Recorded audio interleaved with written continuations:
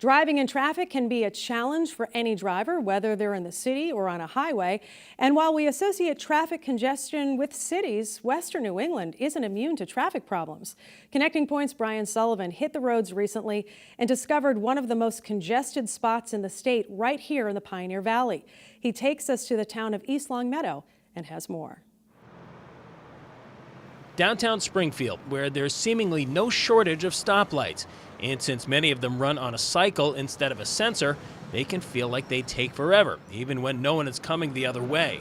But they do provide some order where there may have otherwise been chaos. It's a different story just over the Memorial Bridge on Route 147 in West Springfield, specifically out in front of the shopping plaza, when taking a left turn from the westbound lane is a bit of a risky proposition. It is better just up the road, though, where the left turning lane gets its own signal. But of course, lights don't always guarantee a safe outcome.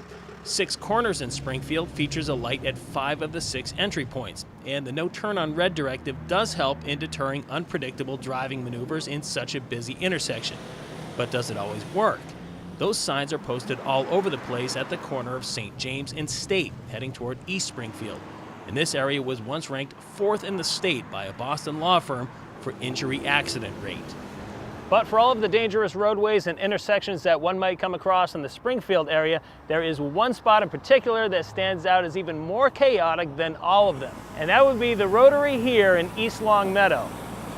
This spot was once made famous by the Guinness Book and Ripley's Believe It or Not as the only rotary in the United States with 7 converging roads coming together. Oh yeah, and no stoplights either. Residents are more likely to be accustomed to its nuances. But to the outside driver, one thing that stands out is that, unlike other traffic circles where vehicles slow at the approach but are free to move within the confines, East Longmeadow features yield signs inside the rotary. Well, I'm pretty used to it because I go through every day.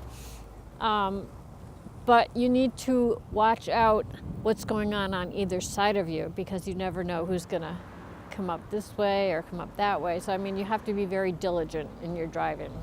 I think the confusion stems from so many choices and the onflow of traffic coming at you from the side. And if you're not a cautious driver and you're not anticipating it, there's the potential for a fender bender.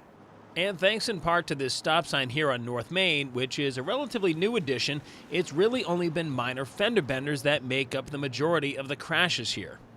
Periodically we'll get a serious car accident, but more recently it's all been due to some recent changes in the rotary.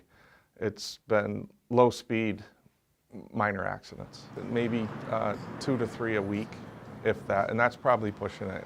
Minor accidents or not, local lawmakers would prefer that this landmark not gather any more negative attention. But changes won't arrive quickly, and they certainly won't come cheap. I think focusing on this, the biggest aspect is going to be money. First, we have to get a feasibility study to come up with a blueprint. Once we have that blueprint, then we got to figure out how we're going to fund it. And I think, certainly be a priority of myself as well as the other members of the East Longmeadow delegation to make sure that, we can drive home the money here, and I think that's important.